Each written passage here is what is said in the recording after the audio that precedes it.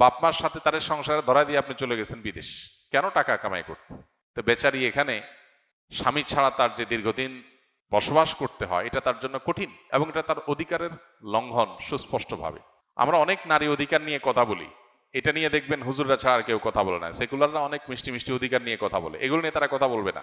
কিন্তু ফিকহের আম উসুল বা একেবারে মৌলিক যে নীতিমালা আছে সেটার আলোকে যে কোনো আলেমী আপনাকে বলবে 4 মাসে বেশি স্ত্রী থেকে দূরে থাকতে হলে, স্ত্রী যদি বলেন ঠিক আছে আমাদের সংসারের উন্নতির জন্য আপনি কষ্ট করে বিদেশে থাকবেন, আমি সহ্য করব, সবর করব, থাকতে পারেন।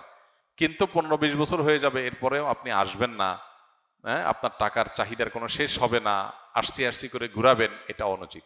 আবার অনেক ক্ষেত্রে উল্টাটা হয়, স্বামী আসতে চায়, স্ত্রী বলে আরে দেশে এসে কি করবা, ওখানেই থাকো, মাঝে মধ্যে আসলা একটু। উল্টাটাও ঘটে, সেটাও স্বামীর প্রতি অবিচার এবং অন্যায়।